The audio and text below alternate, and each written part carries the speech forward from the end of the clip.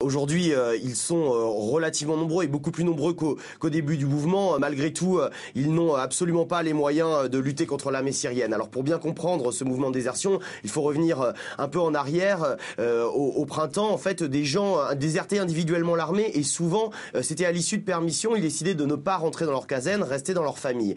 Les activistes m'ont raconté qu'ils leur ont demandé rapidement de ne pas faire ce genre de choses et de ne pas rester dans leur famille, car la répression était très forte vis-à-vis des familles qui accueillaient des membres de leur propre famille déserteurs de l'armée. Donc on leur a demandé de se cacher dans différents endroits et il y a quelques semaines s'est constituée cette armée syrienne libre qui permet en fait aux déserteurs de retrouver un des 18 bataillons qui sont installés à travers tout le pays. Alors ces bataillons disent mener des actions de défense des manifestants, mais il faut dire qu'ils mènent aussi beaucoup d'actions de guérilla urbaine. Alors ils se regroupent dans les villes, se cachent à l'intérieur des villes pour éviter justement d'être retrouvés par les forces de sécurité du régime.